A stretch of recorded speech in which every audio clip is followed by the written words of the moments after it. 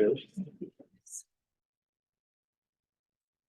Order please this regular meeting of the Joshua Basin Water District Board of Directors for February the 7th, 2024 is now in session at 7:30 hours or 17:30 hours, 5:30. Please join me in the Pledge of Allegiance. The flag is instituted. I pledge allegiance to the flag of the United States of America and to the republic for which it stands, one nation, under God, indivisible, with liberty and justice for all.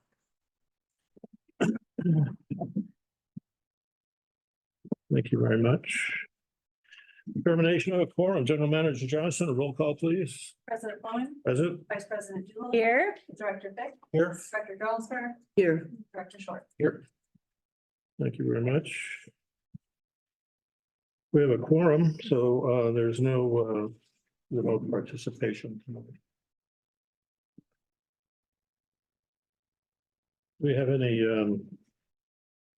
no, we don't. Never mind. Approval of the agenda. Is there a motion to approve this evening's agenda? So moved. Seconded. All in favor, say aye. Aye. Motion carried. Public comment. This designated time is for members of the public to provide comments on any district-related matters, whether appearing on the agenda or not. Under provisions of the Brown Act, the board is prohibited from taking action on items not listed on the agenda. At the discretion of the board president, however, comments on a particular agenda item may be deferred until that item is heard. Do we have any public comment? Hearing none. Public comment time is now closed. General Manager Johnson, is there any written, electronic, or voicemail public comment? None to my knowledge. Thank you very much. Consent calendar items are expected to be routine and non-controversial, to be acted upon by the board at one time without discussion. If a board member would like an item handled separately, it will be removed from the consent agenda for separate action. Tonight's consent calendar item is the draft minutes of our board meeting on January the 17th. Does anybody want to remove the item from the consent calendar for discussion? Not tonight. Can we have a discussion without removing any part of the consent calendar?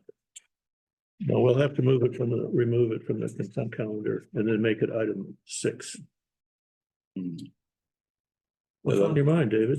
Well, Spill. I'm just gonna comment. I did see the video of this meeting, and 10 minutes of the video is very informative to the customers of our district. David Shook gave a great presentation, and I was tempted to put it on social media, saying, here's 10 minutes of customer service explanation. But I remember the caution I was given by our general manager. So I held back, but our district should put that out there as a 10-minute It's video. an own, yeah, Yeah, take a clip of it. That's a smart idea. so that's my comment towards it. I don't want to pull it or anything. So Okay, I'll call it an audible. Is there a motion to approve the consent calendar as it stands? a motion. Second. Thank you very much. I guess we got that. Great notes. Is there a motion to approve the consent calendar? Oh, we did that, didn't we?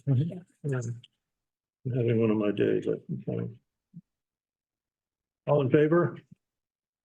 Say aye. Hi. Aye. Aye, motion carried. There's no items pulled from the consent. Project list update. For information purposes only, staff may provide updates to the board on any listed items. Board members may ask questions and seek clarification on any projects listed. If board action is necessary on any project, it will be scheduled for a future agenda item. General Manager Johnson. Very good. So this is our second project list update that we're bringing to the board, and we will just briefly go through some of the changes from the last time, and then welcome any questions. Okay. You can see we resorted the project list to show complete at the top, in process in middle and yellow, and then in queue and pink at the bottom. As you may know, the website redesign project is complete and we are live. We've been live for a few days, and I'll talk a little bit more about that in my general manager's reports. We have the hazard mitigation plan that's in yellow, but we're really close to turning that blue, which I actually like this exercise because it makes me feel like I get to check something off the list. But the strategic plan is in process as well. Talk more about that. Exterior refresh is in process. We have some significant in the buildings, and it's getting closer to finishing, getting ready to finish that project so that we can the maintenance. We're having some issues with mice coming in, and they're gonna patch these holes and some areas where the eaves are getting pretty dry, rotted and brittle, and we're gonna patch that up too. So it's time to take care of that issue for this building. Asset tracking software, we are in the implementation process. So we've had a couple of meetings on that already. Payroll software conversion is going to turn blue next time this comes to the board. We are 95% there. So good job, Autumn. It has been a really major undertaking. So thank you for your hard work on it. Yeah. The next one, the cancer lever auto gates. Those are complete, so those will turn blue, and that turned blue when this was already agendized. So we're excited that project is done. The reservoir upgrade is in process. And that is about the end of updates. Does anybody have any other updates? Jeremiah? I'm sorry. Jeremiah, David. We added something new that's not on here yet, which is purchasing module for income. So we wanna. Pink. Yeah. Pink. It's part of our purchasing program. We have that new purchasing person in the future that we're going to hire. Part of that has to do with adding purchasing module to our existing encode, which would be a really nice feature because right now, whenever you make a purchase, you can't see what's actually happening as the project manager to the budget. So the module will allow you to see when you make a purchase toward a line item, you can watch what's happening with your budget, gives you better controls. Yeah. All right, I'm happy to take any questions. I have a couple of questions. Are we supposed to be hearing you out of the speakers right now? Can you not hear me on this? Now I can, but a second ago. And so Anne, I think that needs to get closer to you too, the microphone, please. So yeah, I just wanted to say again, I really need some sort of a timestamp, even if it's just a quarter. Because, and I would love it if somebody else would say that on the, up here on the dais, because I feel like I'm the only person who is saying that, but because it's just, it's amorphous, I can't tell. I can't tell what's, it's in progress. It's supposed to be in progress. It's gonna be done next year or? All of these projects should be completed this fiscal year. Okay. Goal. Okay, There could be, the strategic plan could go over depending on when we get that project started, but all these are all fiscal year projects. oh, all So right. this is a second Right. iteration, and as this develops, we'll get better and better. That's great. Well, thank you. I love it. Sandwiching.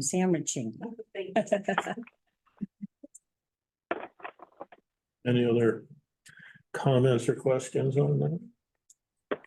I'll disagree with Vice President Doolittle. I think there should be a estimated start time Start time. or finish. Yeah, our conclusion, yeah. With regard to it's going to appear on the succeeding budget if it's carried over, correct? That's correct. And we'll obviously see a much smaller, presumably a smaller number of that succeeding budget because we've been spending on it in the preceding budget. If the project not had any budget applied to it, then it would be the full amount. But if there has been some costs already allocated to the project, then yes, it would be a smaller amount. Assuming that prices hadn't gone up between fiscal years. Because something could be listed in a budget for 2023, and if we haven't been billed for something that we have had delivered, then it's not going to show up. That's correct. It would be billed in the next fiscal year. That timing issue. Yeah, it's very exciting. Anything further, General Manager? That's all I have unless there's any further questions. More from the board, so we'll go to item number 8. For informational purposes only, no action will be taken. Public outreach reports. Public outreach consultant Kathleen Radnich, your report, please.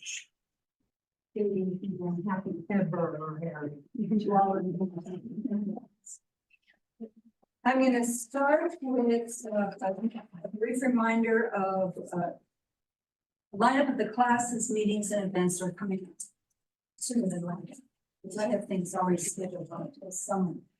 The native plant sale activities, March 24th, Sunday, 1 to 3 p.m. As reported earlier, the third contract renewal with Joshua Tree National Park is in the works, and it just cannot be completed in time, so we moved up the plant sale 1 week because the contract expires the day after.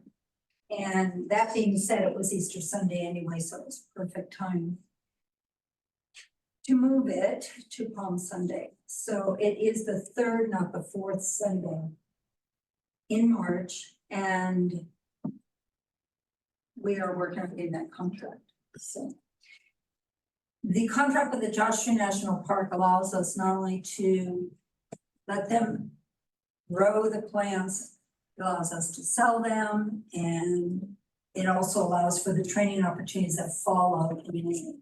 That's what, there's kind of a push to get this MOU done.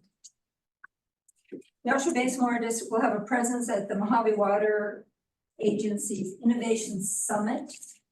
It's this Friday, February 9th in Victorville.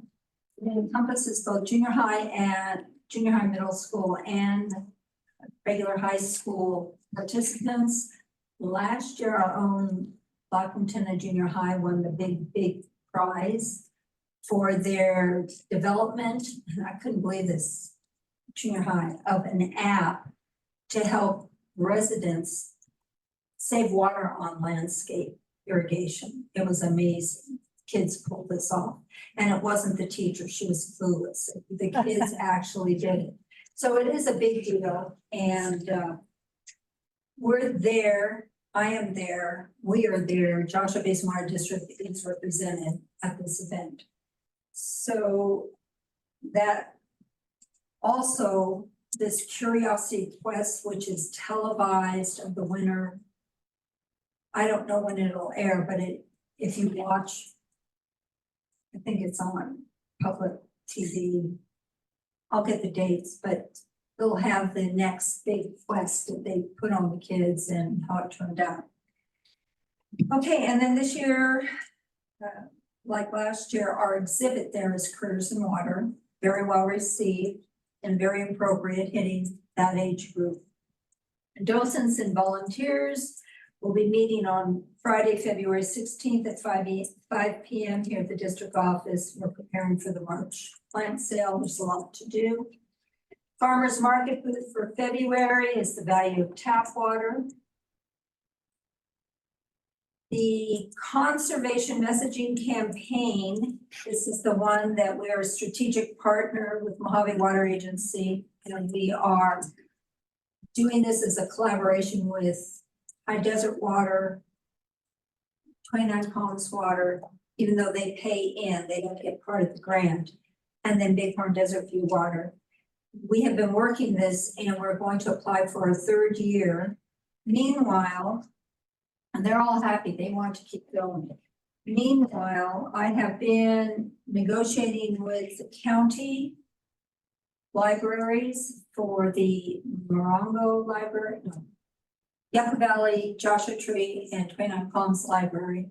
They have a librarian that just oversees our area in the Morongo Basin, but they had to go up to a higher level to get permission, and they're going to work with us on using their LED signs, although the one here in Joshua Tree is kind of not working right. But as soon as it's fixed, we're going to be able to put conservation messages on it, just not often, maybe.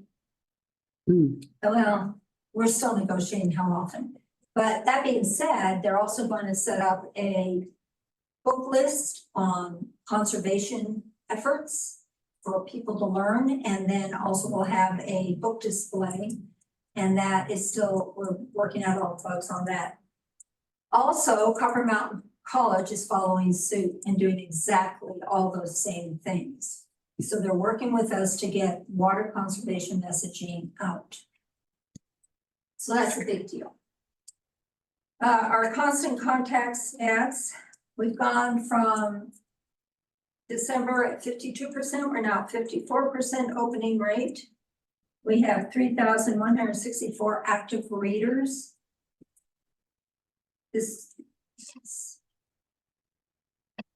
All right, the strategic partner grant, which I had mentioned we're all in on. There are several entities in our area that's all Joshua Tree, that are also vying for grants from this pocket of money. There's only $150,000 from MWA for strategic partner grants, and that's everyone going for it in the desert. In our area, we're only allowed 25,000. Each entity that applies can only get 25,000. So if some nonprofit in our area applies for any of the money, it goes against our account. So I'm just letting you know, even though we may have a very valid project, they may look at all the projects being submitted that have nothing to do with us directly. All right, the district tours are right around the corner. Both tours are slated for Thursday, February 22nd and February 29th, a.m. to 12:15 p.m. We still have seats left, but they are filling up. So if you know anyone, especially directors in your divisions, if you have some interested individuals who are kind of thinking about water, let's get them in on these tours. Reach out, whatever you want to use, social media, a direct phone call works best, but we can get them in. Right now I have some seats. And one last reminder, we will be closed February 19th in honor of President's Day. That's Monday, correct? Yes, we will be. So this concludes my report. Do you have any questions? Any questions or comments from the board, please? Oh my, okay. Ladies first. Oh, all right, vacancies in the tour, both days or, Yes, Oh. it's just there's more on one and less on the other, but okay, if there was only one seat left and there was a couple, I will follow the bus instead of being on it. I mean, that's how Ah. important it is to me that we get them on the tour. okay, cool. Good idea though, for recruiting in your neighborhood. Oh, that would be so Yeah. good if you guys would reach out to your division. Let's see if I can manage, but, the plant sale, what is the exact day? I look at my calendar and Palm Sunday is 24th. That's it. Oh, Sunday- but that's the fourth Sunday. No, Easter Sunday is the 4th. No, it's not. It's the last day of the month. All I know is the part, so we had to move it up a week. We always have the last. Yeah, but there's 5, Oh, I see, you're counting the actual week. We always go the last Sunday in March, and this time we had to move it up. So if it is a 5 Sunday it month, is, and, I stand corrected, but we are doing it on. okay, I just want to make sure. Okay, so that's the 24th. Okay, I want to volunteer this time. Yeah. And thank you very much for all your work. Oh. It's amazing. Your reports are amazing. Director Short. Oh, yes, on the LED signs, is that something we're paying them to do or? No, but we won't get often, but I'm negotiating that. I mean, Okay. they have their own messaging that they want out, but Yeah. I've twisted some arms and we're getting along great, and the college actually is under, I'd say, some fresh leadership. And they're looking to just work with us. Yeah, In that's some good. other capacities too, but I just can't leave that. but we're gonna start with this, so I'm pretty encouraged. Okay, yeah, it's good. Thank you. Do you have a library card? With the San Bernardino County, it's in my purse. Okay, but I mean, just, that helps. I read- If you have a library card, I have one too. The college. Very good. Okay, but Any other questions? Yes, what's the capacity of the bus? 25. Okay. And of the 25, we do have to have our director of operations. Great. He's got to have a seat because he is going to tell our story. ah, However, sitting next to him will be our general manager, who knows all the other stuff that he doesn't know, and she'll be telling the story. So by default, I get kicked off the bus if we need that extra seat. So Can I sign up for the, 25, can I sign up for the February 22nd one? yes, you can. How do I do that? Send her an email. Okay. Just, You're a director, you just do Yeah. that. Just show up. we'll talk after the meeting. Okay. Okay. Well, What? no, not just show. Do you have any quorum concern? I'm already signed up. Oh, yes, Yeah, me too. and I can put that up. I'm sorry. I was wondering about that. I'm on You know what? the second, so. I even brought that up earlier. I have 2 board members on the 22nd. Is there any way you can move it to the 29th?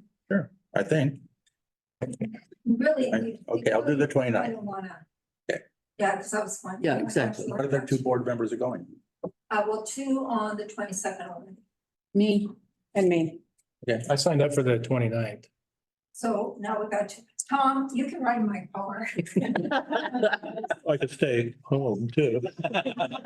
no. What's an option? All right, so Director Finn, I will put you down for the 29th. Okay.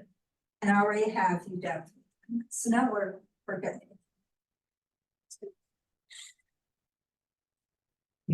Thank you very much. Well done. Item number 9, we're gonna pause our regular meeting and have a workshop. So that's gonna take a few minutes for us to collect ourselves and take seats down there Oh, with an intent, I intent that it be more informal, oh. discussive. Pause at 5:52. There you go. Pause at 5:52. Very well. So noted.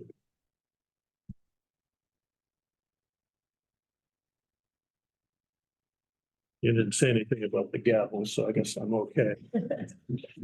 Trying to go easy on you, man.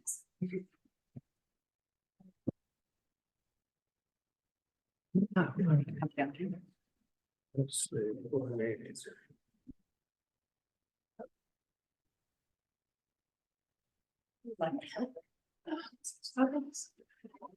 We can switch around to the house.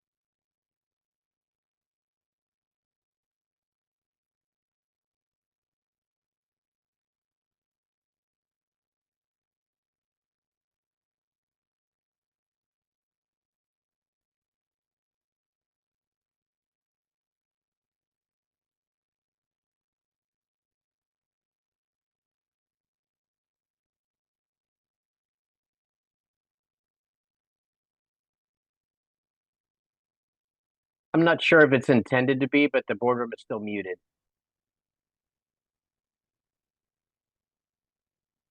Okay, can you hear us now? Not in session. Yes. Okay. Sorry, I didn't know if you wanted it still muted or not because I couldn't hear what you were saying. TV remote will do it. Now should I get this going? Are we ready? Okay, this is our local hazard mitigation plan workshop. It's going to be presented by General Manager Sarah Johnson Oh. and our. Where's my hot chocolate? Hard to be official here.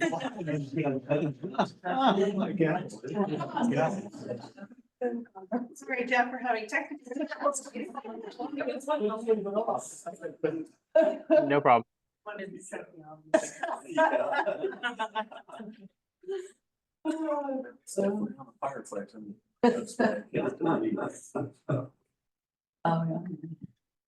There we go. Can you turn the volume up?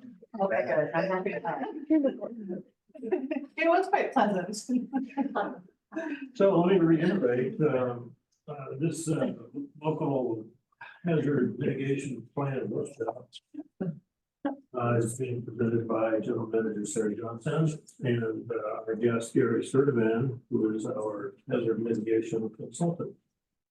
General Manager Johnson, if you please. Great, thank you. So our district has engaged in updating our hazard mitigation plan. We have one in place. It's due to expire in June 2024. And in June 2023, staff initiated development of the new hazard mitigation plan to replace the expiring one. This extensive planning process involved numerous stakeholders, district staff, hazard mitigation consultant Gary Sturdivant, Iridian Solutions consultant Ray Polish, our CAC council, and external constituents that we were happy to invite, which was two folks from High Desert Medical Center and the Continuing Care Center, 29 Palms Water District, and High Desert Water District. So today we're presenting the final draft of the new plan for review and input from the directors. This plan will need to come back to the board at our next board meeting for our formal adoption. And you'll have time to submit any comments that you have that you don't get in tonight to us by Monday of next week. That way it allows Gary time to incorporate any of those changes so that we can get it back on the agenda in time for the next board meeting. This is a timely issue because we have to get it in before the expiration. The goal is to get in before the expiration of the current document file. Again, I'd like to turn it over to Gary Sturdivant and to go over and review the document. Thank you, Sarah. Good evening, everybody. I appreciate you being here. This is coming to closure on the hazard mitigation plan rewrite. I call it a rewrite instead of an update because all the laws changed last year in June on how mitigation plans are formulated and what has to go into them. It was quite extensive. And to show you how extensive, 2 years ago, FEMA allowed agencies to write or file for grants to rewrite their hazard mitigation plan or update them $50,000.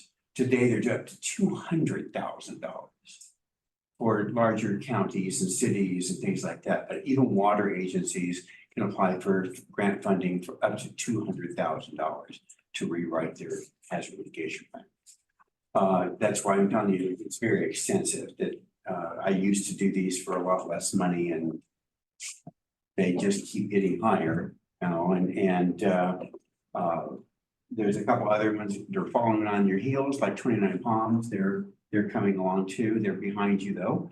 And I have a couple of other ones that are coming due pretty soon that are in the works.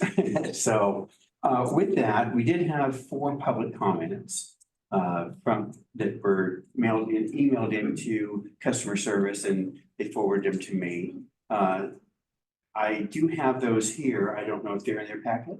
No, they're not in the packet, but to clarify and add on to that a little bit, we did post this out through Constant Contact and put it on our website to collect public comment in addition to the CACs also reviewed this. So we're really proactive in trying to reach our rate payers or customers, account holders, a lot of different names for names. But want to make and neighboring districts as well to make sure that we can get there and solicit their input.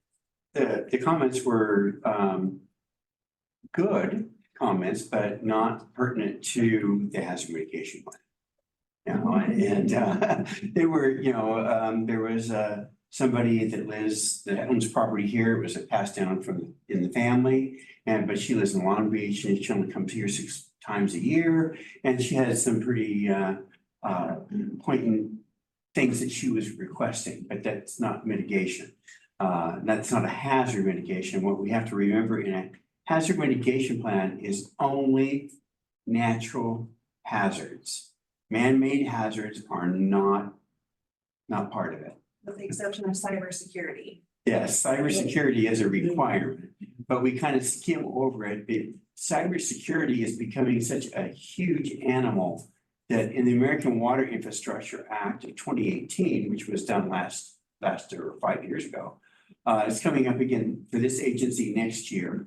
And it's going to take a lot more on the cybersecurity side. That's the big thing they changed, and that was the cybersecurity. And as we've seen in the news, how many agencies have been hit and broken into and information stolen.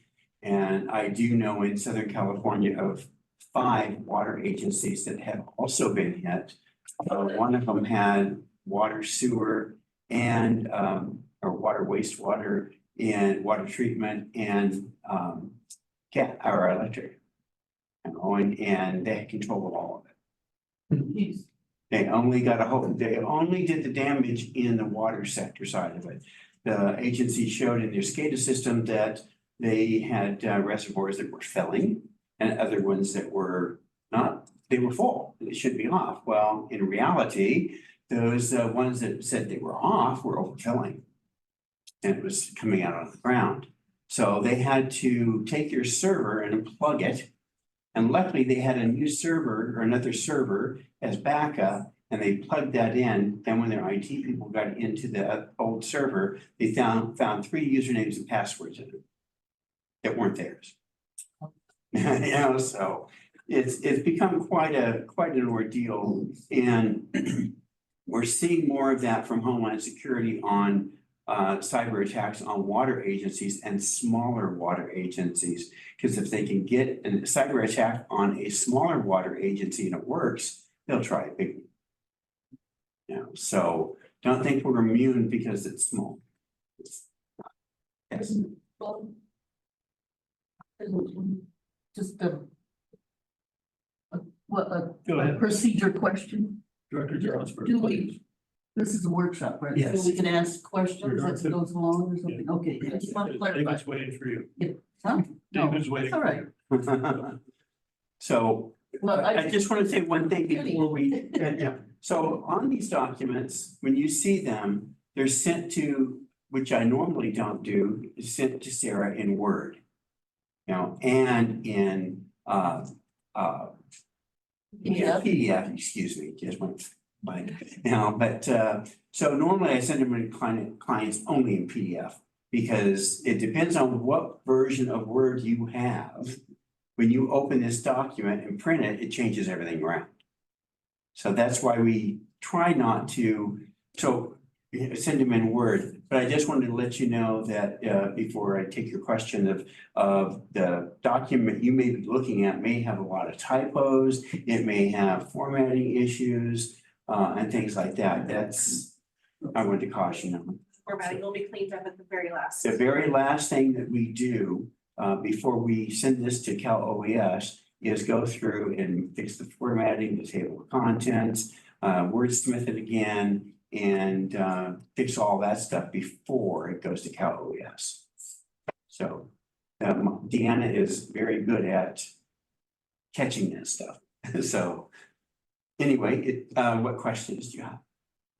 Well, I just wanted to follow up what you're saying about cyber attacks that are increasing and being more sophisticated obviously too.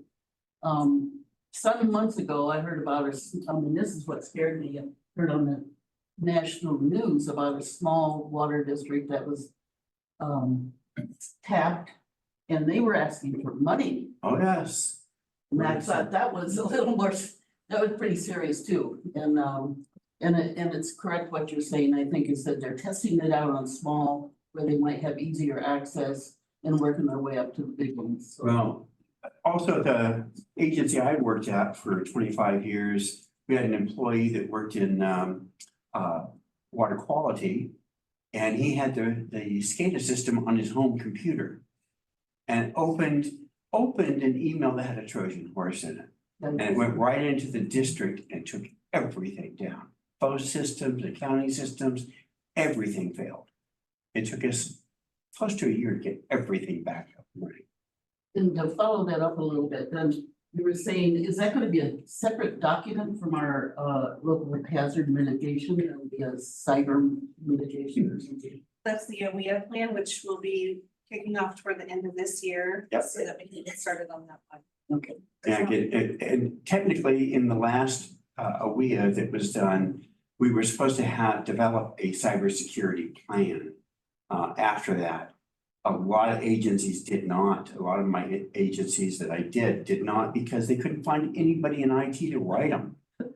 Nobody wanted to take that legal responsibility of writing an IT plan. So we're going to take that on. I have good insurance, so.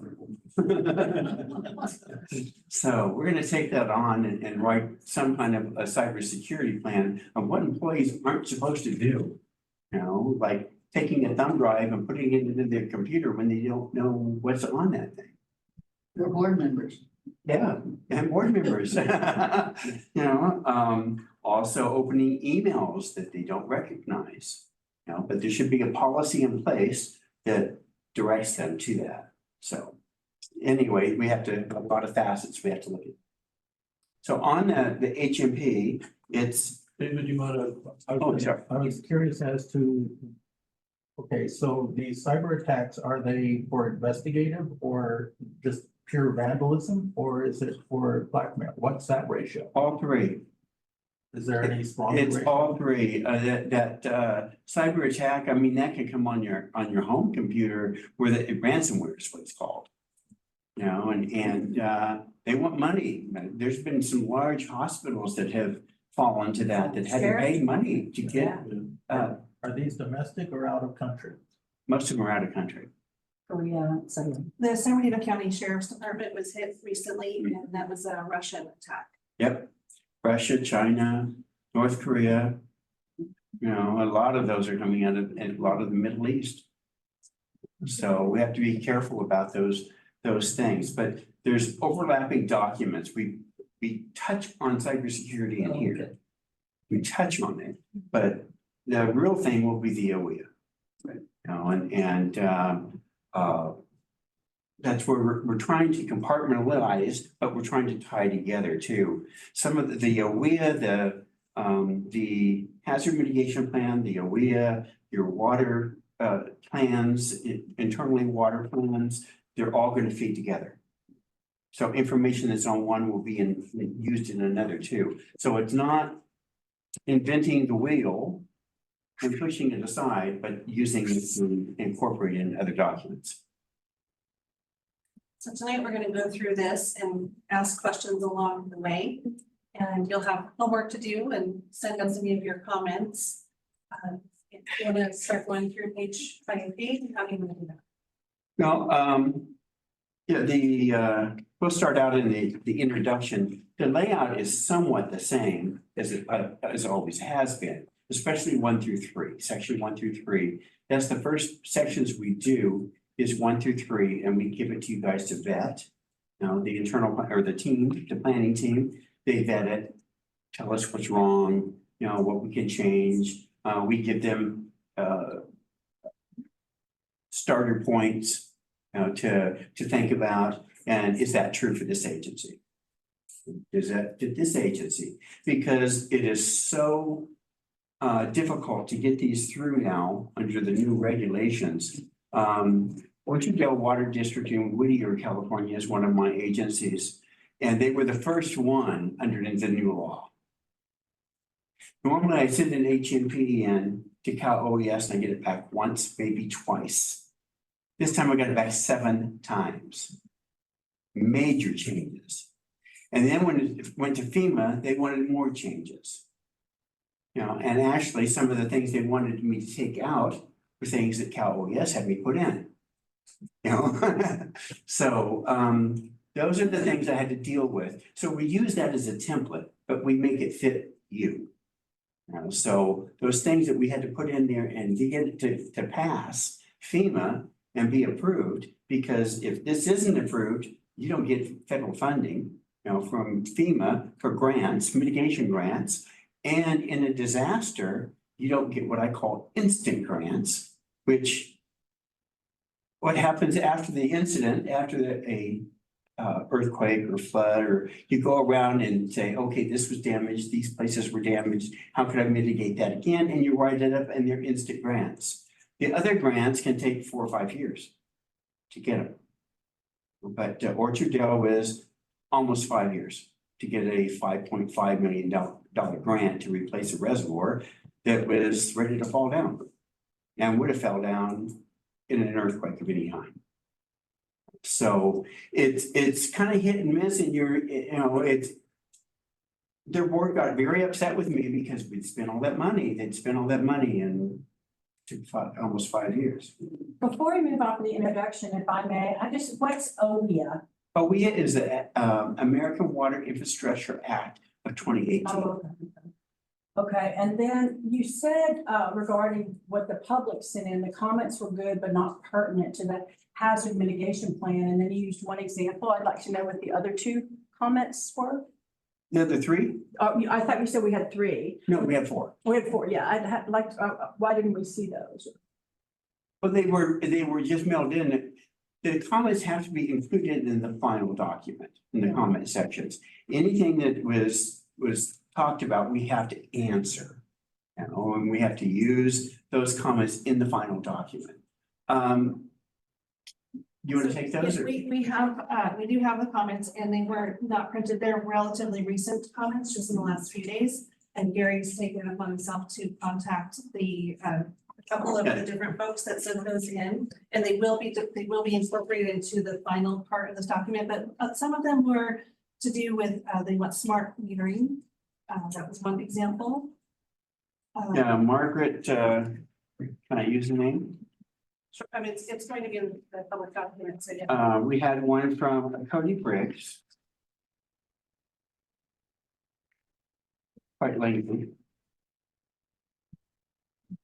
And on the first thing in his comments is he's a mitigation hero. He has worked on and had experience with the city of El Monte on hazard mitigations. But we have to be careful here because the city of El Monte is a city. We are not a city. We are a special district. And we have to be careful that there's to stay in our jurisdictional boundaries and what affects this water agency from doing its duty. So in an emergency, if it's something to the potable water lines, the wells, the reservoirs, getting water to the public, that is the issue, not bigger things that overlay. And there, like I said, there was a lot of good comments. But the city of El Monte is totally different than a water district. Right, so the comments were good comments and interesting comments, but not necessarily hazard mitigation comments. And the hazard mitigation is set up in such a way that all of these items that are in here are required by Cal OES and FEMA. So if we start changing them to add those things, it's going to get kicked back. So we can add them into the comment section at the end, acknowledge them, and Gary's doing a good job of acknowledging those folks. The 2 of us called. You called one software to identify major water leaks. So it's an interesting concept, something that we looked into in a couple different ways, but it's not necessarily like hazard mitigation. It was very nice talking with her, and she was in Long Beach, and Margaret Smith, or Marilyn Smith, excuse me. But I guess her father built a house here many years ago, and it's been handed down to the family.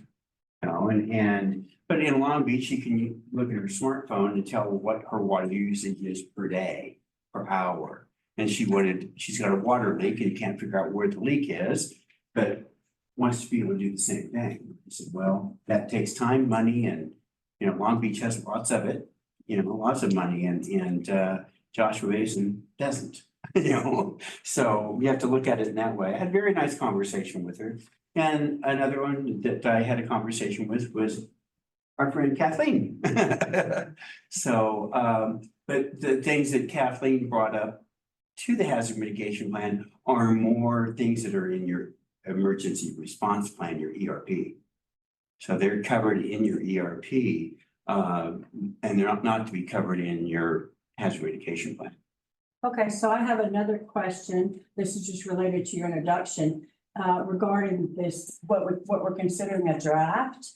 I would prefer that we even have it in our contracts that we get a copy edited, cleaner draft. It's now in my 4th year, we get things from consultants all the time where there are errors of grammar and spelling and simple things that can be fixed. And the thing is that you trip over it when you're reading it and reviewing it. And I don't think it gives us a good appearance to the public to post something with that many errors. People they might think that we're gonna just leave it like that. You know what I mean? I've worked in business for a long time. I'm not used to I didn't get drafts with all these errors in it. So nor did I deliver. So anyway, I just wanted to say that, because we can do without the TOC and the formatting and stuff. It's just if you could fix the spelling. Yeah, well, we did fix some of them. Yeah. And that we've come across. But when FEMA, you guys will approve the document with the caveat that it will change for Cal OES or FEMA. And the reason we do that is because Cal OES will want changes, FEMA will want changes, and we don't want it to come back and forth, every time. So you're going to be authorizing those changes when it finally gets a resolution. And that resolution will go to Cal OES and FEMA in the final document. Once we get the document back from FEMA, there's a sheet that approves it pending adoption, which it'll already be adopted. So then it is a clean version with all the corrections. Okay. All right. And then I saw that there was I guess it was a link on the website that said, review the hazmat plan or, the hazard mitigation plan. But it seemed like it needed some sort of a definition. I don't know if it was in the email or what. It just was there, and then it opened the document and you're like, what is this? So anyway, just if that could have been possible. I just wanted to mention that. So okay. Yeah, the person was talking about in a comment that wanted leads and things like that. That's all well and good. This agency can adopt that, but it's not part of your hazard mitigation. That's what I was talking about. There was a lot of good suggestions in it, but it's not pertinent to the hazard mitigation plan. So we start putting too much in it, and then FEMA starts taking it out. Cal OES will take it out. So, all right, Start going through it. Yes.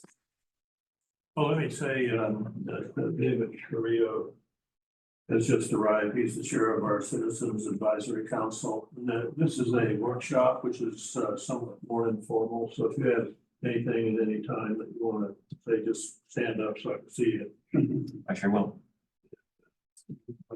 Too.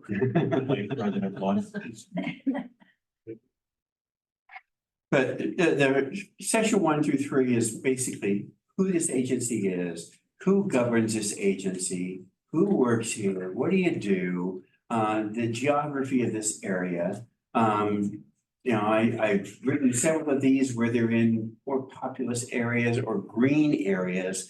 And well, what do you mean you don't have water conservation programs in place? Well, it's the desert. What are they supposed to do? Shut off their swamp coolers? And things like this. So it's trying to teach people in DC who you are. Give them a background of this agency.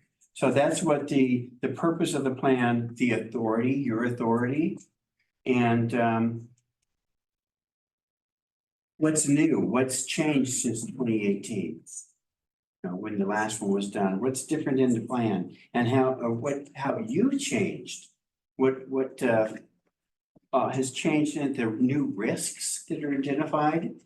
On 1.4, whatever new risks we've identified, and we did this in a team. And the planning team, okay, do we want to use this? FEMA gives you a list of items that must be incorporated. And if they aren't, then you have to say why. Like tsunamis. We're not worried about tsunamis here. So we have to say why we're not worried about tsunamis, why we're not worried about tornadoes. Although that kind of changed the other day. So I have a question on that. I'm gonna use Okay. the page numbers that are on the bottom Sure. right. So it's page 14 at the top, where it says that the plan is an update of our hazard mitigation plan under review by FEMA. That makes it look like it hasn't been approved, the past one? Okay, all right, so. It's been approved. It's been Okay, all right, approved, okay. yeah. All right, that was the question I had on that one. So thank you. It's And I do throwing have a page question numbers on off. 16. I do have a, yeah, on the bottom, on what's called 16. From what you've got, what I've got, 14 is a totally Oh, different gosh. page, see? no. That's what I'm talking about. the Yeah. formatting. Oh, yeah. And so on 16, it said, rehab of well 14 or booster station is mitigation, is it mitigation against water quality problems or what is that? Or is it for the earthquake stuff? I just, Earthquake. okay, so When you get back further into the document, you'll see it broke out. that was 17. Yeah, in I think or section 6, you see it broke out to what we're talking about, a rehab of a tank or a well. I did, I saw that. It's in there. earthquake. Yeah. And so then the paragraph underneath that talks about a grant, see like the grant should be capitalized right there. But about 29 Palms Water District and an intertie, but that's like came out of nowhere. I have no idea what this is, an intertie, Because there was a joint grant in the past between this agency and 29 Palms. So we have to know those grants. In the past, there was a grant that both agencies were on the hook with, I should say. And it was written to benefit both. And then Caltrans got involved in it and took it out of the picture. Well, so, but it just looks like we're talking about 29. It doesn't mention JBWD in here at all, but on this sentence. Right here, a grant was written and received, it's after those bullets, by 29 Palms Water District about 6 years ago to build an intertie. I don't know what intertie you were talking about. I didn't know you were talking about between us and them. I thought that this was leftover content from something else. Oh, okay. Mark it and just, Okay. what's gonna happen is all the comments are gonna go to Lisa and Lisa's gonna put them together for me and send them to me so that we can incorporate And you them. can mark right on this document. Yes. And then Lisa will scan it and get it to Gary. Okay, and I also have it written notes from when I read it earlier, so. Yeah. I have a couple. Okay, On page, I'm gonna go with the document number. Okay. 4. Page 4. 1.3. It's One one page section, yeah. well, 1.3 is in the middle, but one of my points, and it's a pet peeve actually. It says the third paragraph down, the eco jurisdiction, which is known as the high desert. It's really the high desert. HI. yeah, I know, we were wrestling with that, and does somebody in DC really know the difference? No, but I'd between like to little HI? word. We were wrestling with that, and my assistant and I were talking about that on the phone, going, yeah, but it's really, other people would know it as high desert, that's kind of in the area that it's HI. Yeah. People who live in the area know it's HI, not HIGH, so, We'll make the changes. okay. But at the last sentence of that paragraph, too, there's a typo, which is pretty minor, there's a comma between San Bernardino and County. Which should be not there. Yep.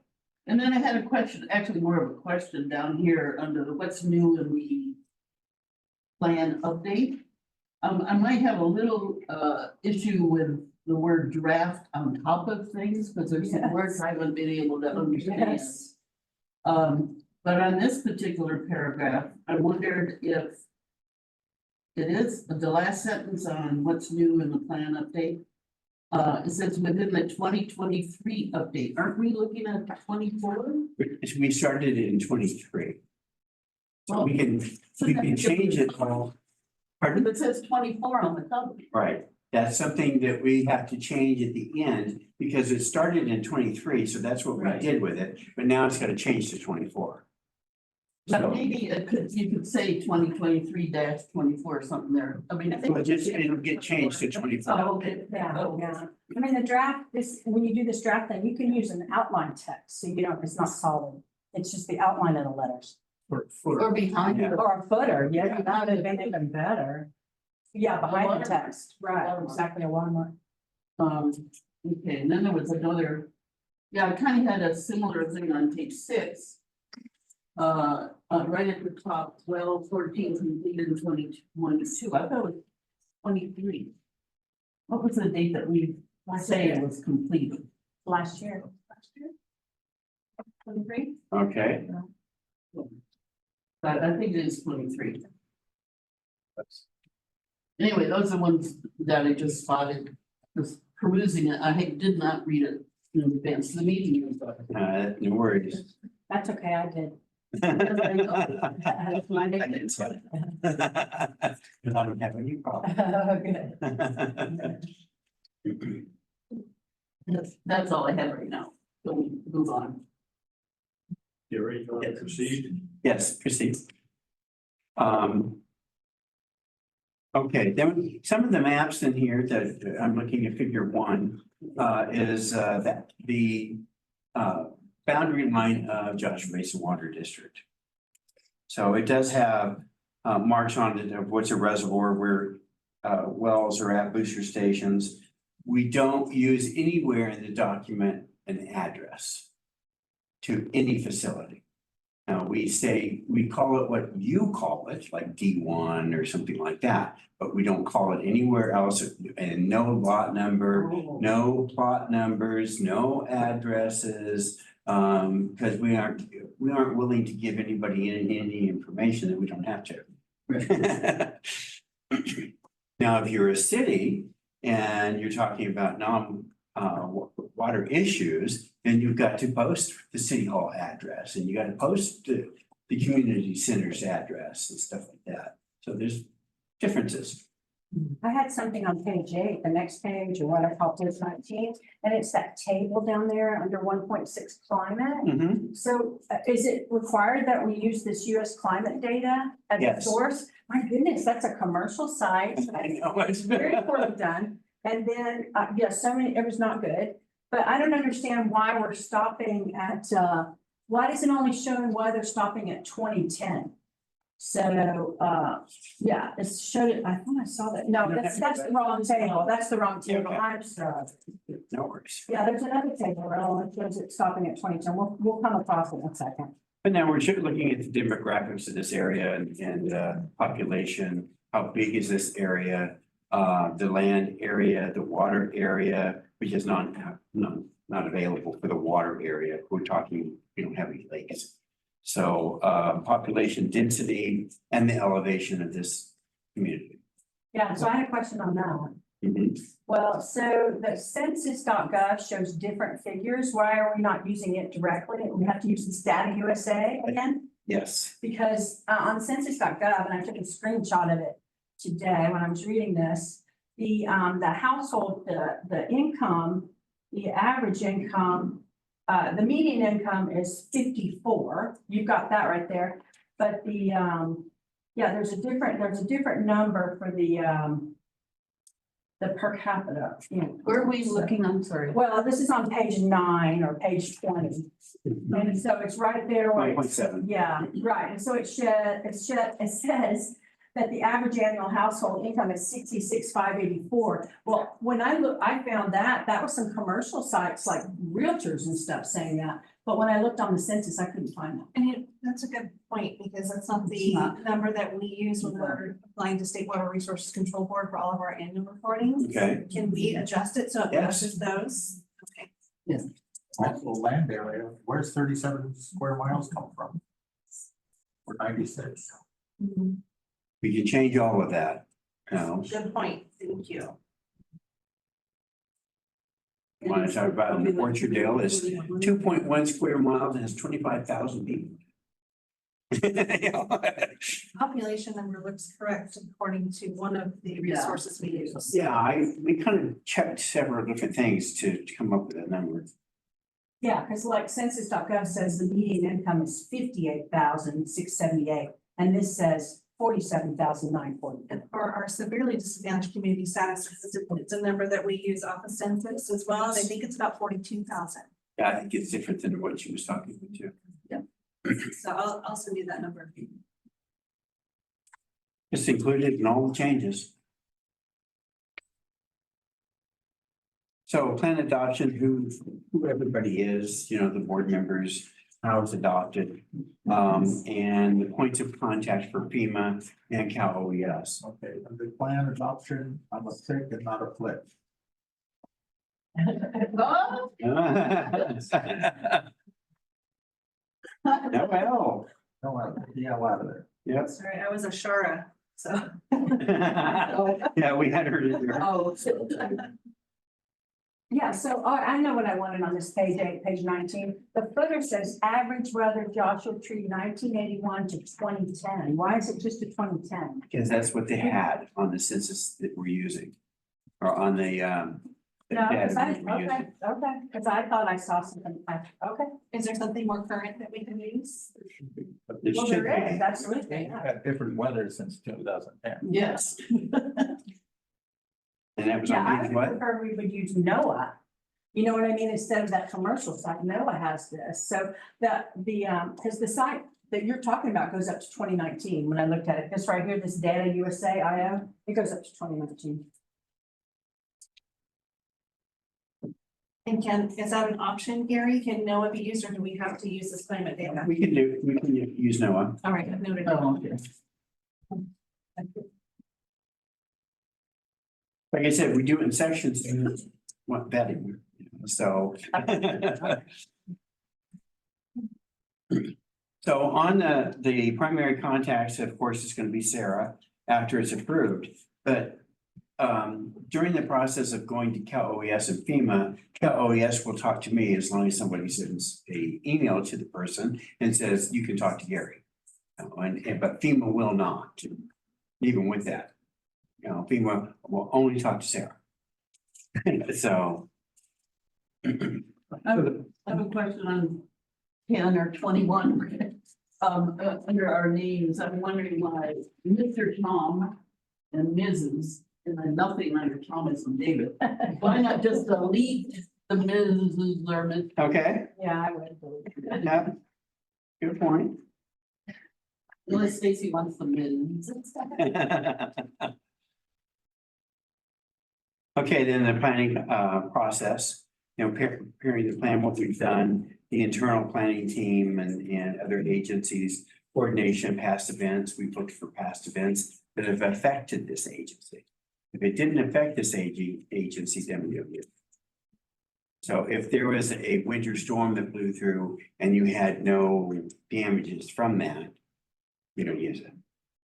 We only use things that affected you. So, and I know a lot of agencies want to use windstorms as a mitigation item. But you have to look at the windstorms and what it does to this agency as far as the water is concerned. The only thing it really does is take Edison out of the picture. That's what you have generators for. You know, so how badly does a windstorm affect you? You know, Covers things with sand in the well, in the water. in the water and the meters. It's a no, isn't it? No, it's sealed. Yeah, it's a sealed system. Somebody. Closed system. But I'm glad it's closed system. Some of the plans that we looked at, you know, your urban water master plan, the local hazard mitigation plan, and that's got a typo in it. It should be 2020 or 2018. What page, Gary? That's number 13. The USGS, It starts at urban water master plan. It's table 2. there's a number of typos in this. Yeah, In the font. It's 22018. yeah, I know. I looked at that and I went, no, that's 2018. No, the county's plan, the Golden Guardian 2008 was the drop, cover and hold. That's where that came from. We still use that every year in October. Throughout the state is the National Earthquake on October. So at a part of October, it changes every year. But that is still a viable thing. That was the first time a water agency in the state of California was able to exercise with the state of California, you know, on a natural disaster. So the other plans that we looked at, the California HMP from 2018, the county flood control, and the FEMA flood insurance maps for San Bernardino County. Those are on here.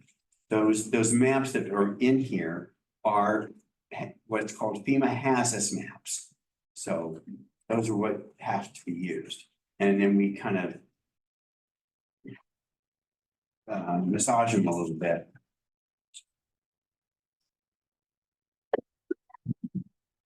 So the people that participated are listed there at the top of page 15. Yeah, so I have something about that. The planning team, 3.2. So this description of involvement, member planning team, that's kind of ridiculous looking. If we can do something different from that, I mean, some credentials or, you know, title for Jeremiah. You know, Scott Carpenter, or, you know, it just seems like who can. We used to put titles in it and then we took them out because the FEMA didn't want them. Oh, okay. Oh, So so we're just gonna let Sarah have a title, no one else. It just seems like there should be some credentials or something like that, like who are these people? Anyway, well, we can fix that. We can put that, and if they want them out, then we'll take them out. So we can add titles next to each name. And this doesn't have the two people from the hospital listed on it. So this is a different document. And High Desert Water District's missing as well as. Right, it doesn't have Ron Wortham on it. It doesn't have the two people from the hospital. Scott's listed twice on there. Who? Scott Carpenter is. Yeah. Oh, wait. And the italics underneath, seems, I don't know, weird to repeat it like that. I don't know, Oh, we can take that. maybe the description of involvement, I'll, just say member of the team, I don't know what you. Just, Yeah, we can just say team member of planning team, yeah, especially if we got their title. We can take the other part out.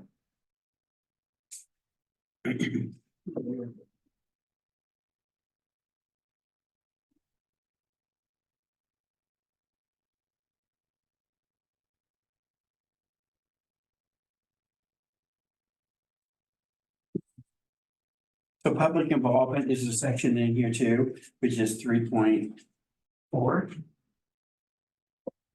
Assess the hazards, how we assess the hazards that affect this agency. You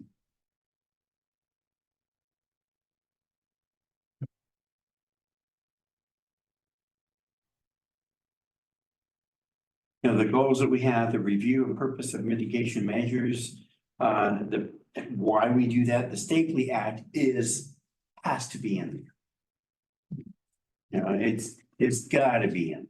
If it's not, they kick it back.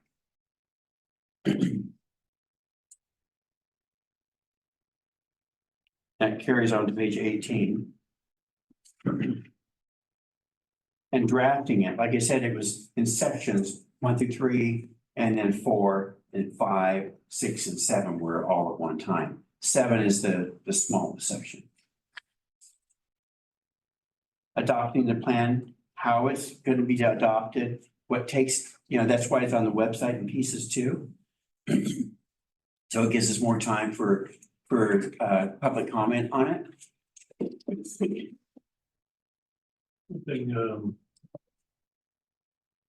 We'll find out where that other one is, whether it is.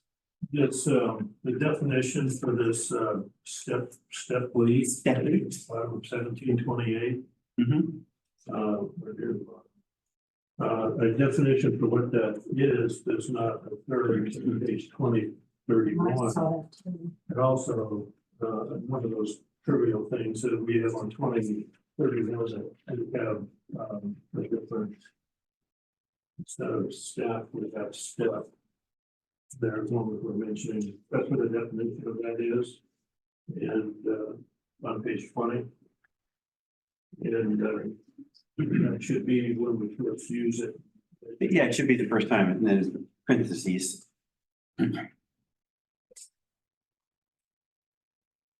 Risk assessment, how it's done, the 1, 2, 3, 4, the circle, that's got something that's got to be in here too.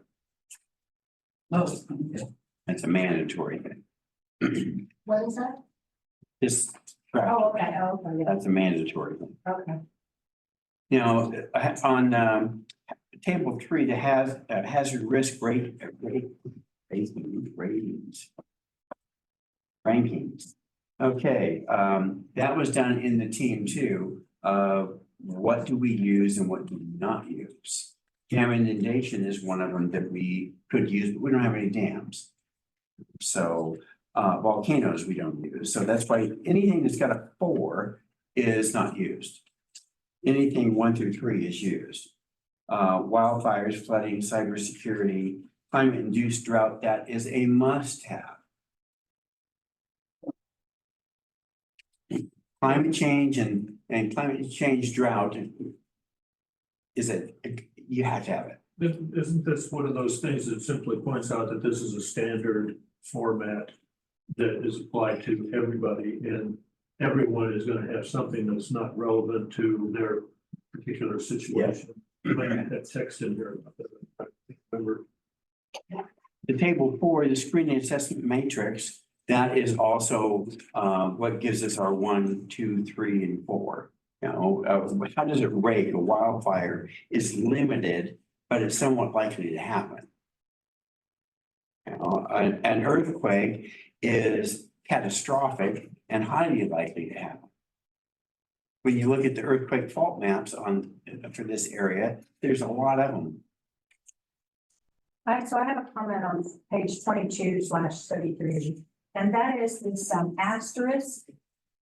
This section looks at all the hazards. Okay, so an asterisk, the way that I was taught, is you have an asterisk, and then at the bottom of the page is the asterisk split content. So this asterisk, if you're trying to set out this content, that's not what you use. You don't use an asterisk. So it's very confusing because you go up and you're like, where does this go to? And so it was used several places. So anyway, I just wanted to point that out. I'm not even seeing an asterisk. Well, it's on this page, this page 22. right here. Oh, 22. Yeah. Towards the bottom. Underneath highly lighted, yeah. So anyway, I marked that on here. That might be because if he was kicked it back before saying, well, what is this? You know, why aren't you using this? Why aren't you? Well, using the that? content's fine, just don't use the asterisk. Yeah. You know, if that's what you, if this is how you want to do it. But when you're referring to this section, looks at all the hazards affecting the district, what section are you talking about? 4.3.1 or what are you talking about? What section are we talking? These here? When it says this section, what section is that? It's the section we're looking at, the hazard profiles. 4? Yeah, it's 4, 4.1. 4.3, 4.31.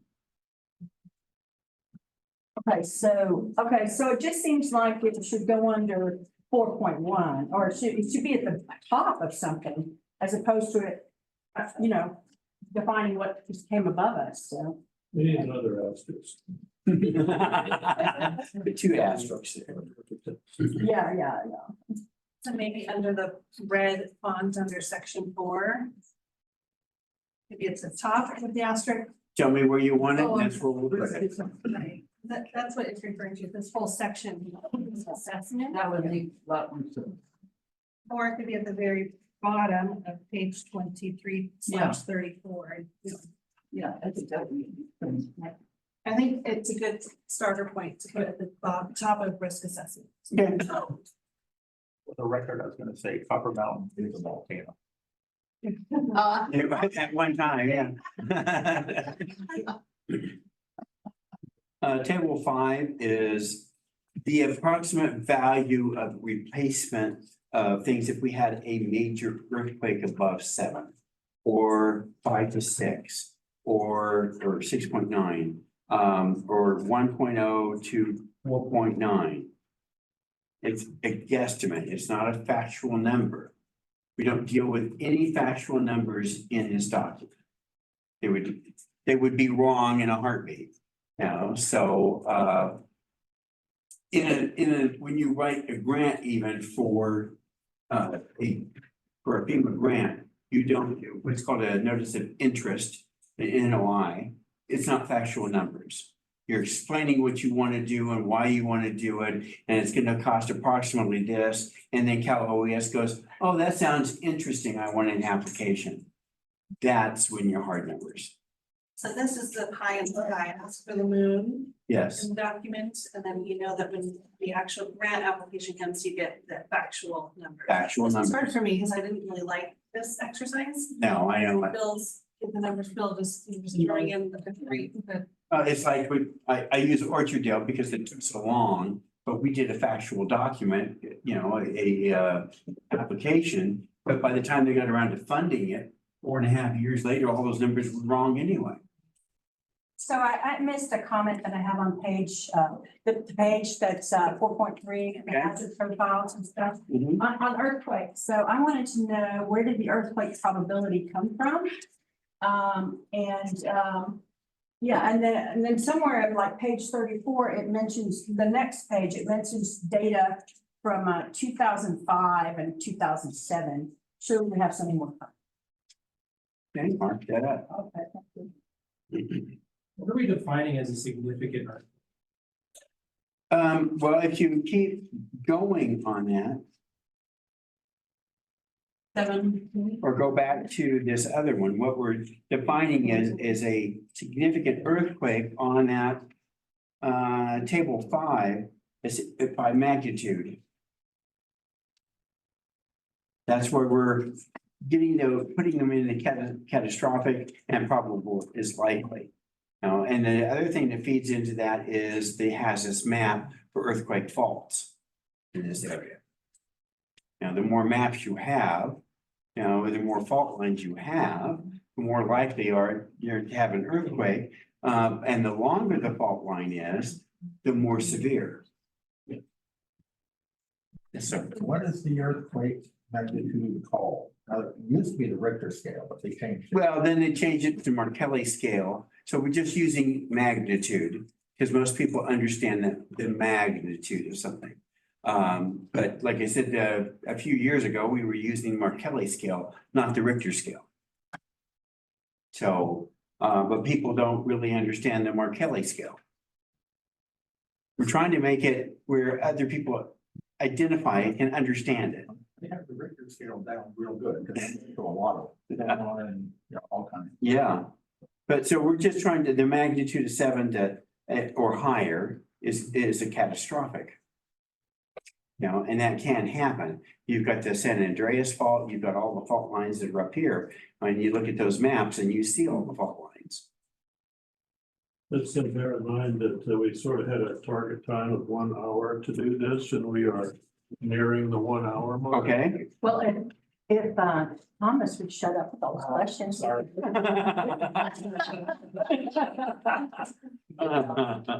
Good job. That's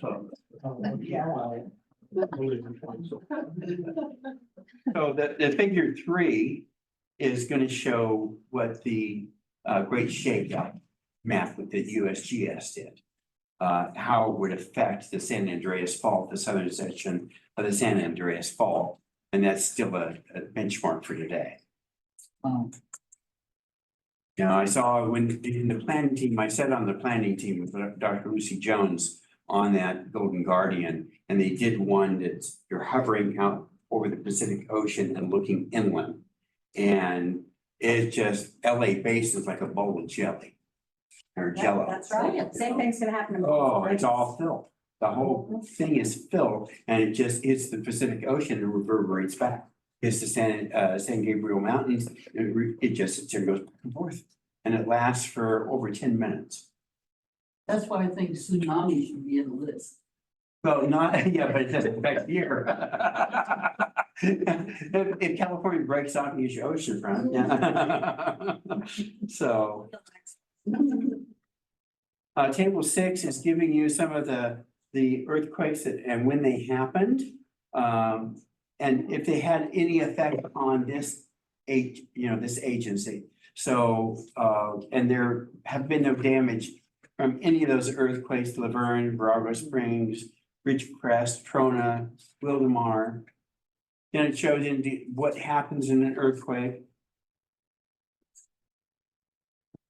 I'm just curious, I wonder if you know, because I remember the Ridgecrest trauma. Mhm. And the disaster that happened up there. Oh, yeah, I was there. Oh, you were? Yeah, I've been up there. Has any help come to them yet? The biggest problem with that is they are owned, that whole area is owned by a company that is in India. And they refused any help.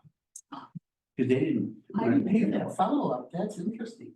They would not pay for anything. As soon as you said money, they went, nope, go away. Oh, goodness. Even with Cal Warren, at that time, I was vice president of Cal Warren, which is the wastewater mutual aid agreement throughout the state, and I was there. And San Bernardino County was calling me, and the state was calling me, and Can I ask that we stick to the topic? Yeah. Because it is 10 minutes to 7. Okay. We're trying to keep this. So let's keep our questions to the topic. We are submitting our opinions and Yeah. directions and stuff in writing anyway, so. Well, I'm hoping, but, I may not be able to do much of it, but, table 7 is the drought severity, and what it would cost. Guesstimates, again, on the drought severity, and this is a FEMA table. And the California Drought Monitor is what we use for that. And how it's changed. What is a drought? What's abnormally dry? What's exceptionally dry? Those are from FEMA and the state of California drought monitoring maps. And last droughts, we have to identify that hazard. What it had effects, or the last time it's happened, what effects it had on this agency, and if there's any. So, page, I have it as 47, but it notes the, page 46 notes past 7 years of drought needs an update. And, like it said somewhere in here, it says that that we're still in a drought situation. It indicates that, but actually I just looked it up, and drought conditions due to the combined rain events like Tropical Storm Hillary have been removed. So we do not But the have, state of California has not removed. according to the San Francisco Chronicle. Okay, well. Yeah, by Cal OES, the governor has not removed the drought. So. Okay. That's why it's used and said the way it is. The 100-year, 500-year flood map is in there too. It just shows both areas on the flood map. If you look at the next page, 41, shows your office, and the light blue shading area is your 100-year map, or flooding, and the green area is your 500-year flooding, which doesn't affect this area too bad, but the light tan is all flood zone. So this whole area is a flood zone. it's a basin. Yeah, it's a basin. Your whole service area and outlying area is in a flood zone. So, I do think people might be interested in a couple things. One is that the critical assets, I appreciate those. Those are very interesting. And I know you guys worked hard on this, and I'm sorry to say thank you for your work on this. I appreciate it.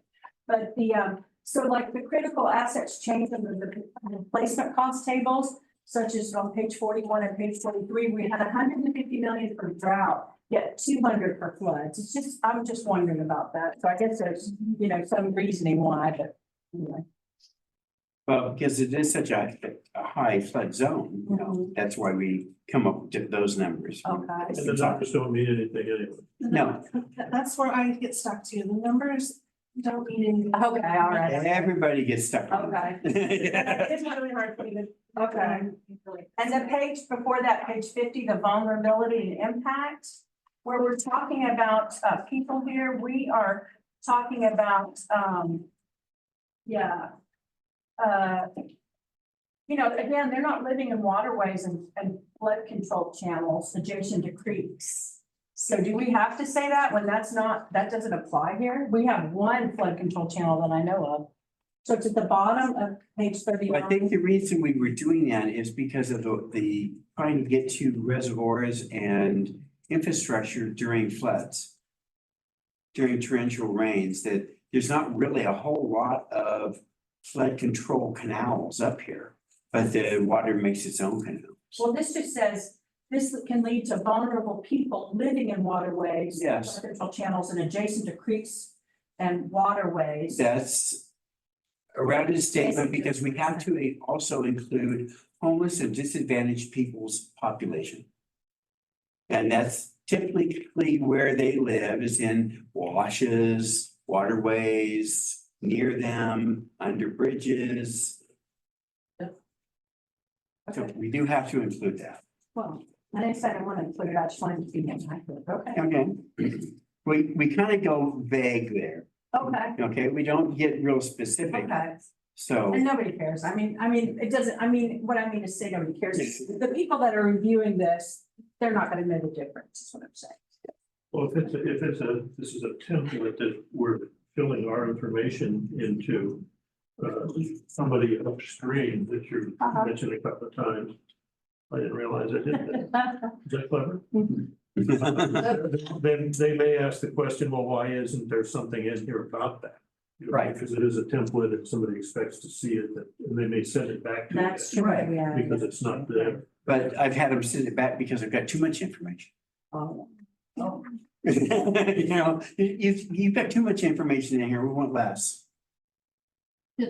You know, We'll look at figure 9 on page 41.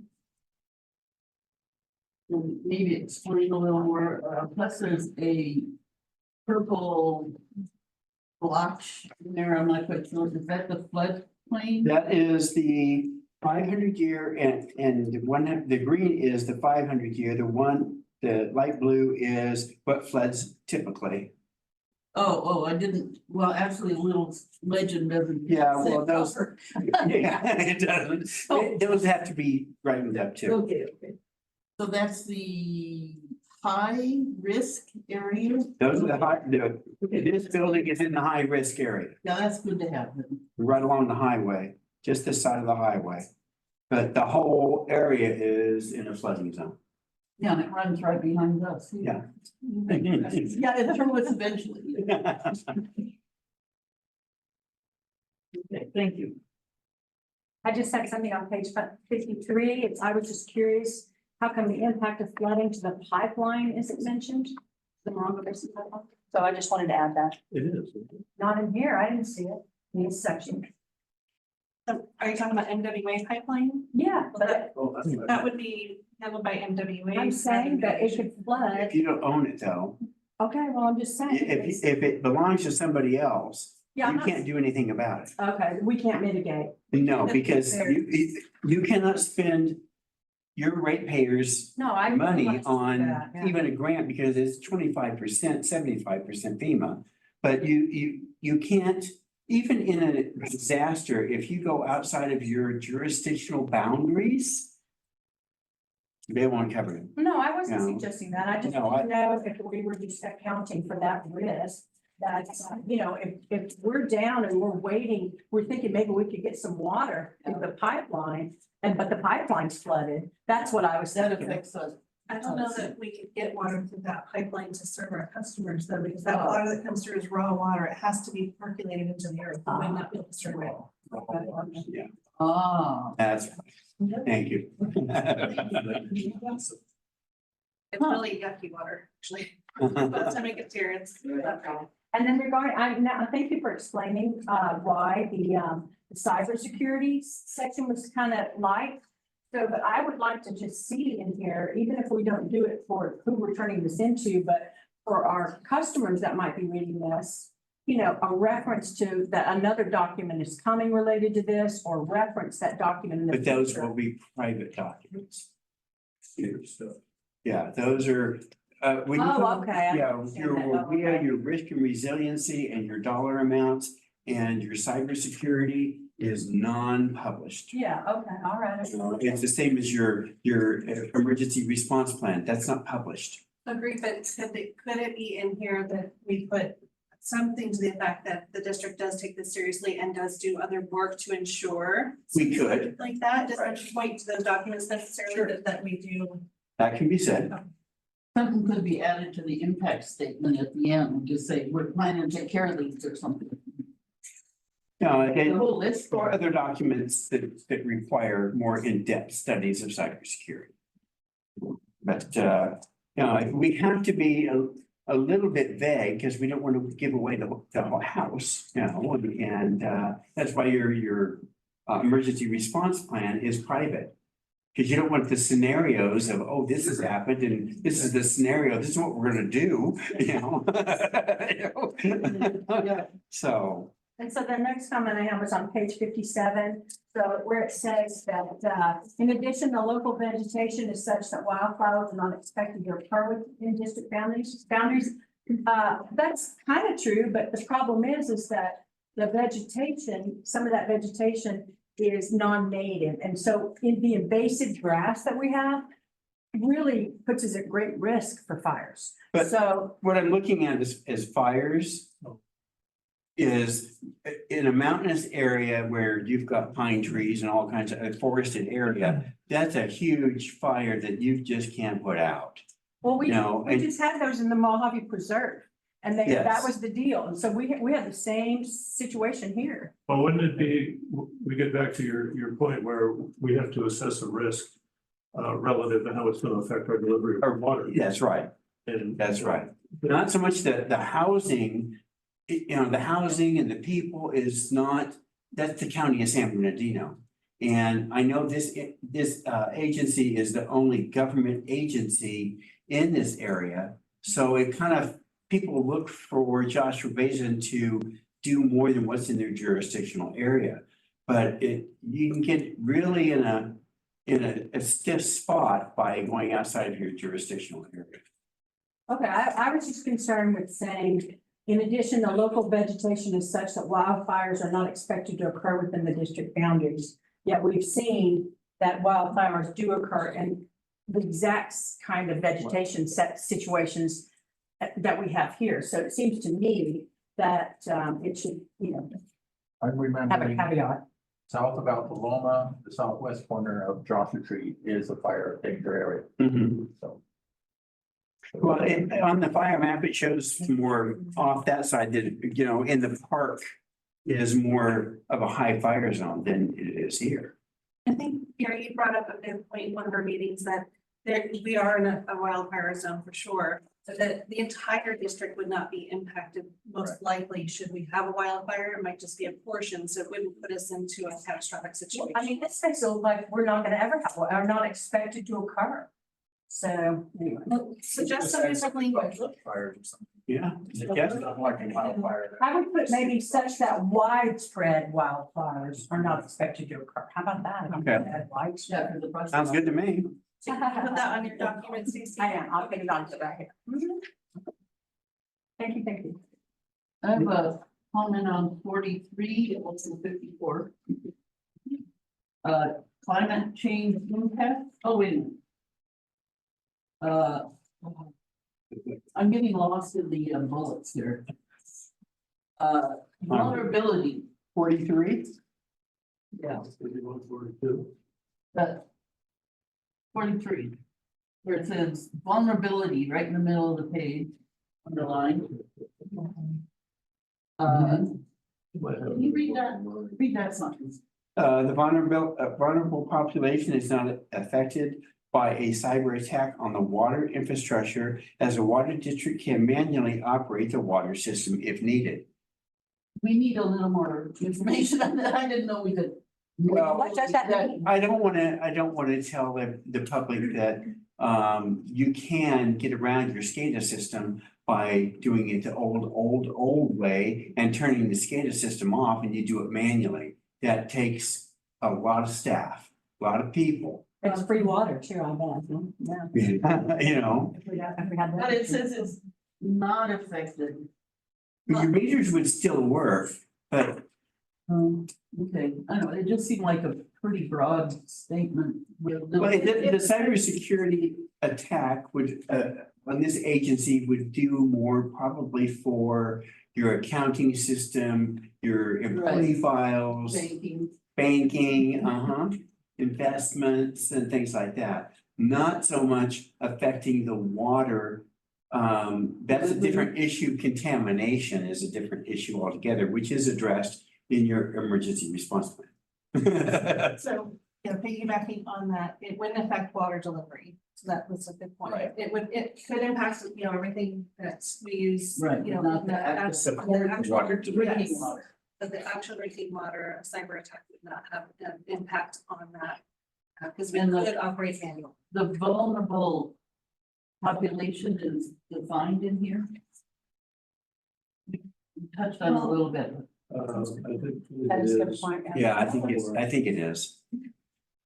We didn't, I mean, is that the people that are in poverty? What are we? Yeah, it's It's your customers, it's everybody that lives here. Yeah, maybe I think that sentence, vulnerable should come out, should just say the population or the customers of the district. Because anyway, I would say rework that sentence. Okay. Be a little more descriptive. The manually operate sounds like they're gonna blow it through the pipes or something. I don't know. You can run the electrical switches to turn pumps and wells off. Good luck with that. Job description change. Yeah. All duties assigned. Okay, Okay. anything else?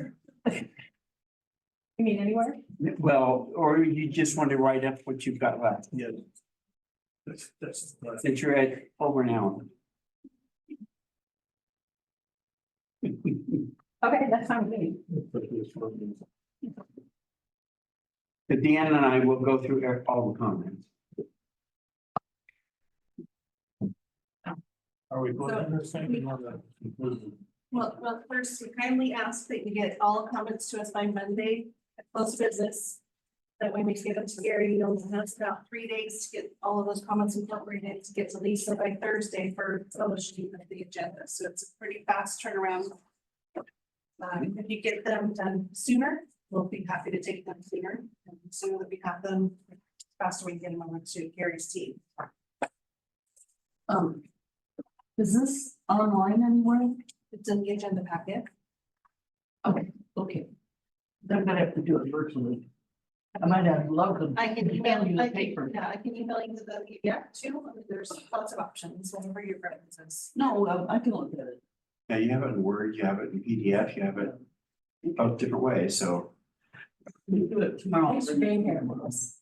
No Thanks, Gary. Thank you. The next meeting will be on the 20th. Gary's going to attend virtually for that final adoptions. As a reminder, we'll put all of the comments in as best as possible, clean up all of the edits and fonts and misspellings. And the resolution that will come to the board will be for the board to adopt, knowing that further changes could be made should Cal OES or FEMA kick it back for those changes without coming back to the board. Otherwise, it can come back and forth 6 times, and so not a good use of time. Once it is finalized, I'll make sure that the board is updated and understands that it's been finalized. Okay. Workshop is closed, I guess. And we'll pause again to climb back up to our.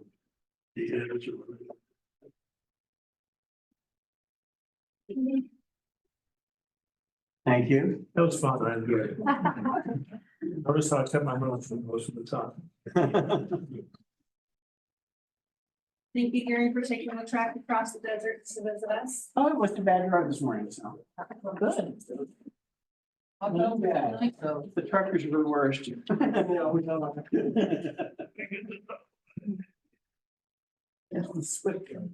the rains was come back tonight and they're windy. You gonna move that?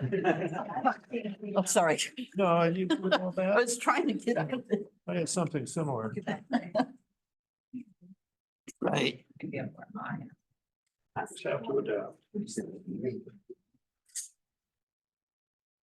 Thank you. I will, I'm going to the hotel down the road, so. Huh? No Airbnb, I wasn't spending $500. So, Bye, Gary. bye. Bye. Hi, thank you. Tomorrow I'll be back. Oh, yeah, I'm supposed to start reading. We're go back in session right now. Here are some written comments, but I also just emailed you my other comments. Oh, darn.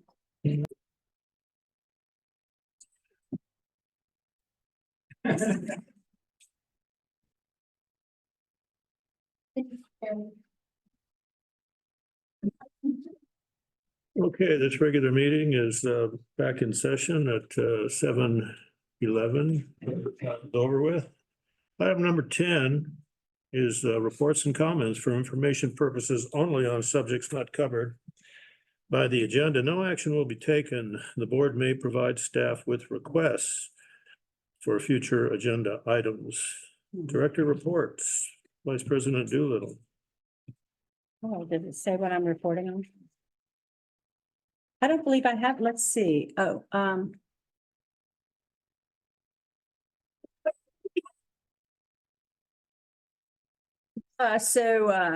Director Fick and I attended a meeting one recent Friday in Riverside. What was the name of the organization? The Southwest Coalition. Southern California Water Coalition.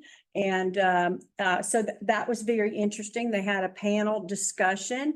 There were, of course, let's see if I have my notes on that. Sorry. There were, a number of people talking on that panel and yeah, I don't see it right now. Sorry. About there was something about marketing and a woman about marketing, which wasn't very valuable. And then a man who's been involved in a lot of water. I have my notes. I'm so sorry that I don't have this right in front of me. I think making the transition from there to here just kind of messed me up. But it's just talking about a lot of different things, and we had some good conversations with people at our table.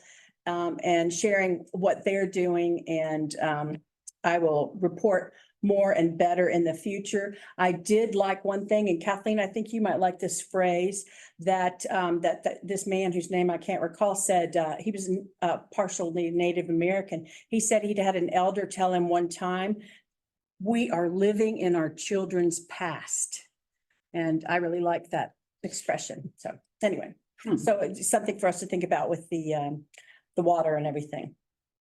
District, okay. I'll add a little to that. The coalition was formed to bring water from up north down to Southern California, 55 years ago or something like that.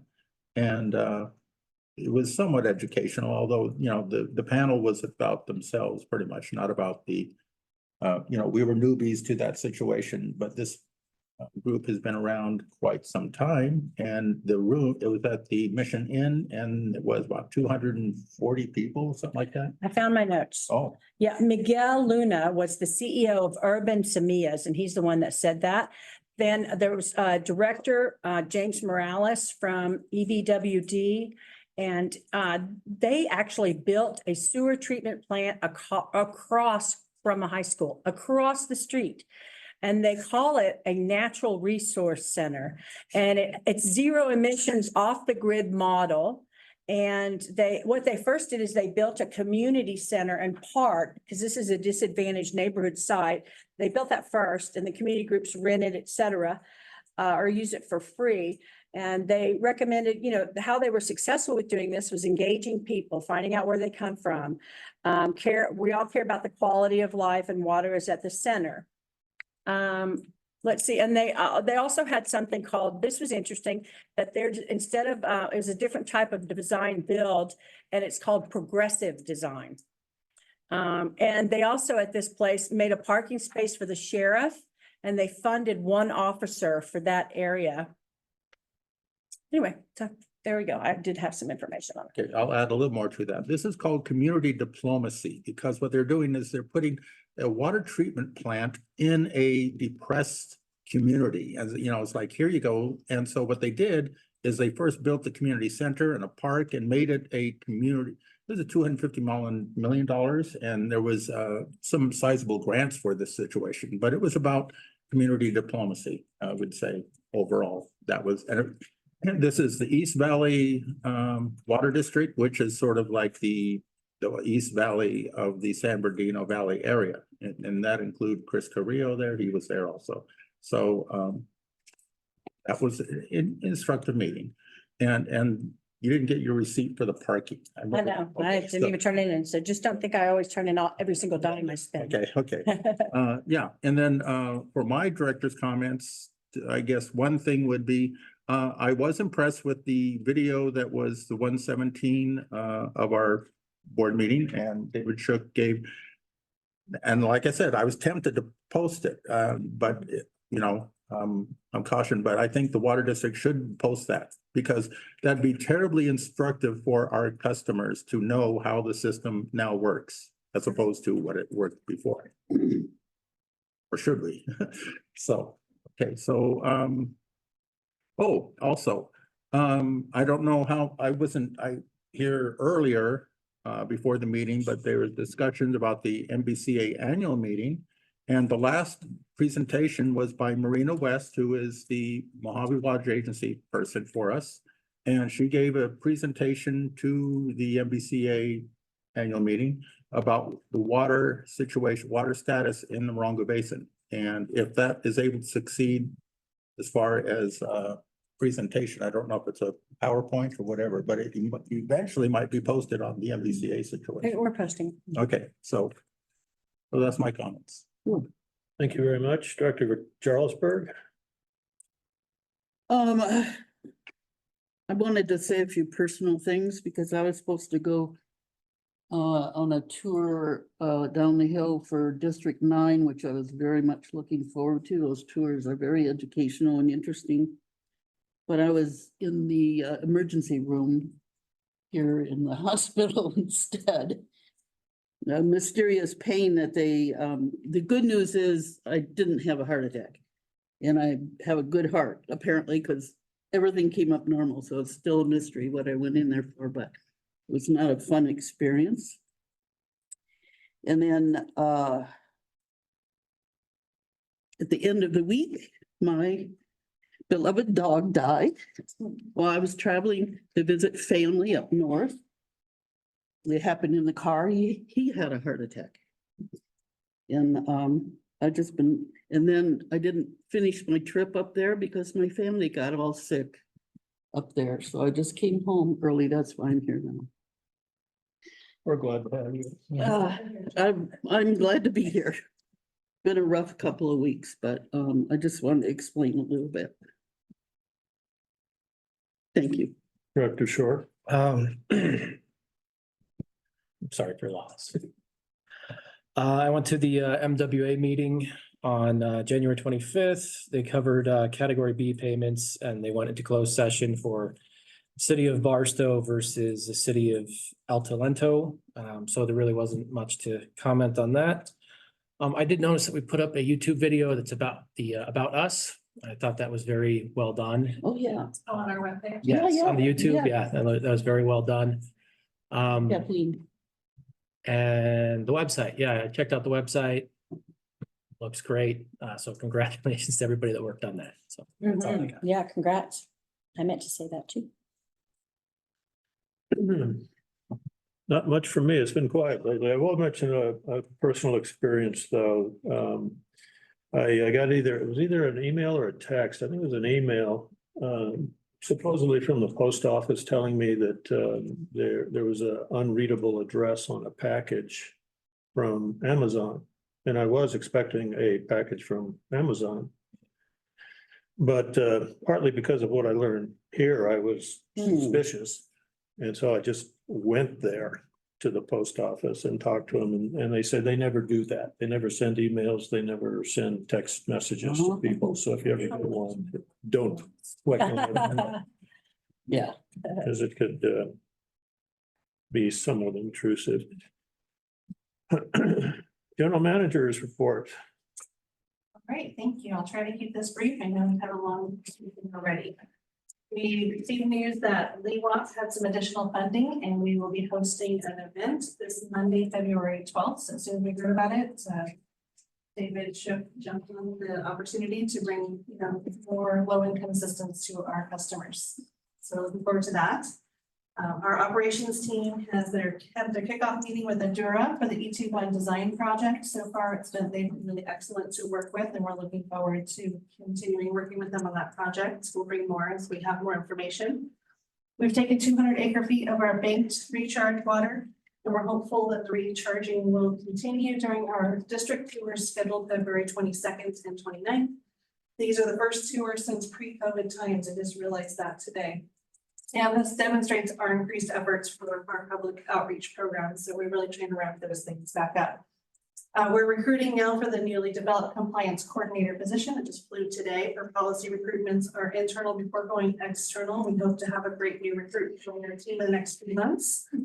We did postpone the purchasing person recruitment while we implement Asset Panda, updating our purchasing procedures and await the permitting for our ever awaiting inventory building. That's where that person's going to live. So we have to have somewhere to put them. And then finally, our website is live, as you described. And to my knowledge, we have received great feedback and no complaints. Analytics so far show that 87, as of today, 87% of users are web-based, 13% are mobile. And customers are actively using all of those new web forms. They were submitting those before some of us even had live access to the website. So before we even opened. 4 hours in.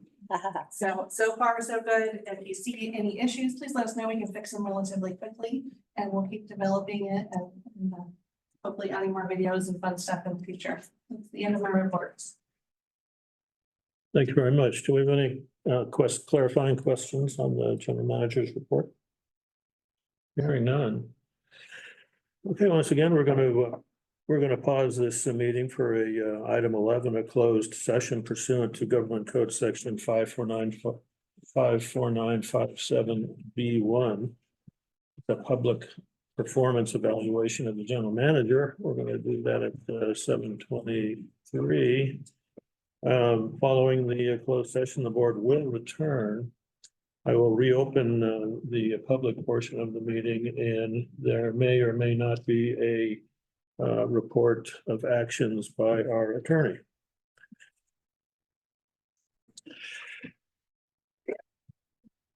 Okay,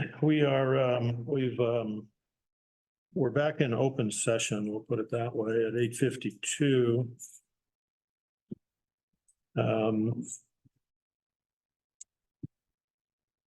Mr. Hoskinson, do you have anything to say now? With the report? Yes, I can report out for you. The board met in closed session on item, and I lost the number, it was right in front of me, but I believe it was item 11, was the closed session identified on the agenda, and took no reportable action. I think we got the gist of that. Thank you very much. Is there a motion to adjourn this meeting? I'll make the motion. I'll second it. Thank you very much. Meeting's over with at 8:53. Thank you. Have a good night. Thanks. Appreciate it. Hanging out with us.